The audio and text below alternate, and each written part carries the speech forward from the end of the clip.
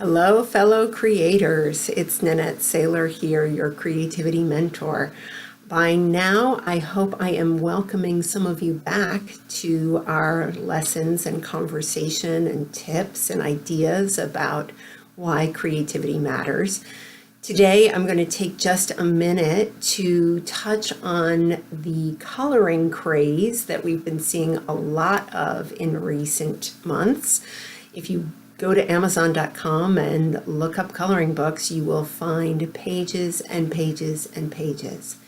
So I thought I would address this. Where did this idea come from? Why all of a sudden are we finding that everyone is jumping on this bandwagon of coloring as something for us to do as adults?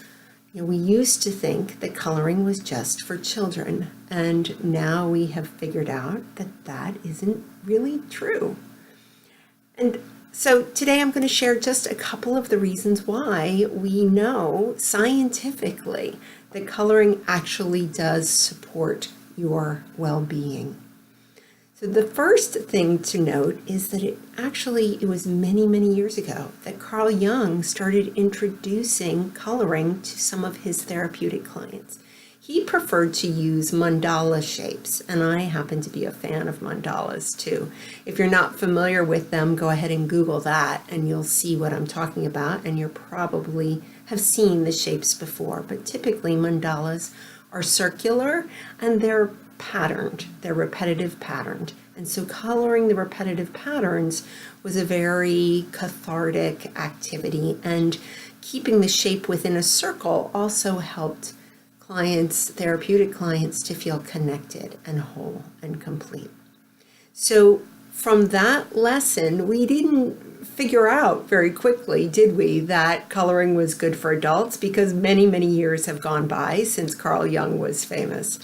But in today's world, the thing that has brought us back to coloring is this idea that for those of you who find it difficult to meditate, and almost everywhere we turn, we're seeing messaging about how important meditation is, and brain science now can confirm how beneficial meditation is, that for those of you who are having a little difficulty with the whole meditation idea, coloring is a wonderful alternative.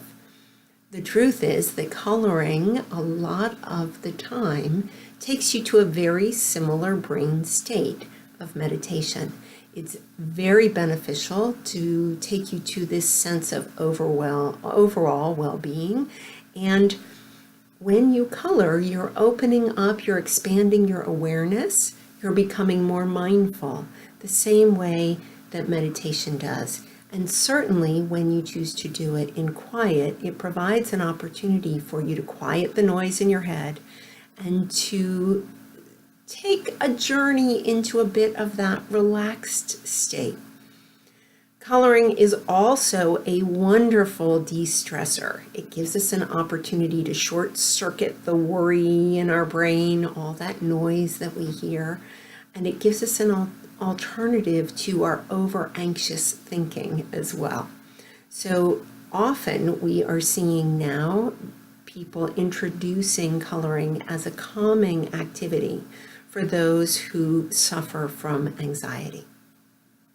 The other thing that coloring does is it reminds us of childhood, and for most of us, those memories, those happy memories of childhood might include coloring and crayons and paper.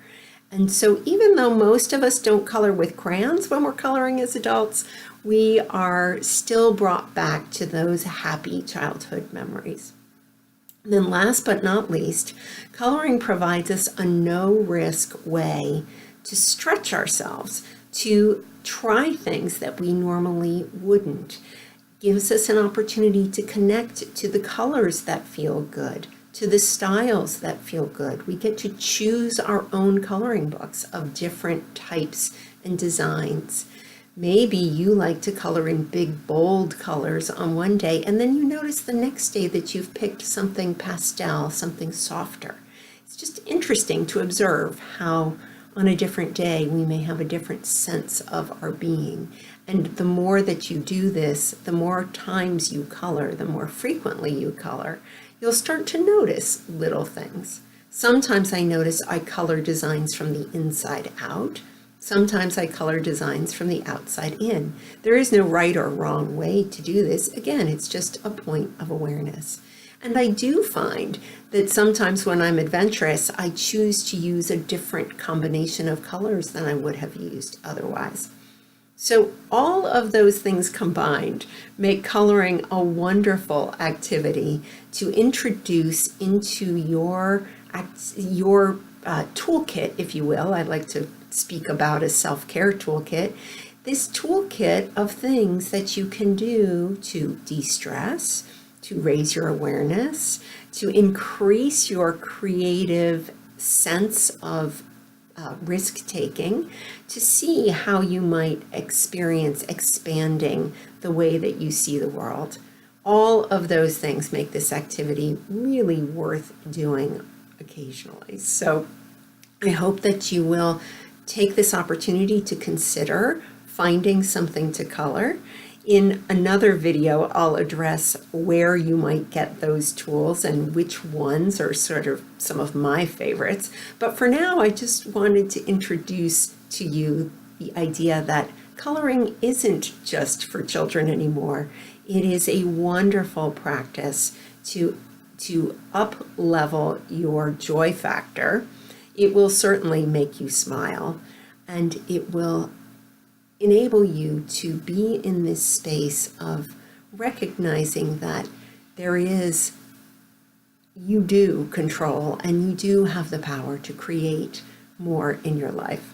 So go out, find something to color. Let me know how it goes. Those of you who have started this practice already, please introduce to the group some of your favorite tools and coloring books. Would love to share those with everyone. So bye for now. Go out and create. Enjoy the day.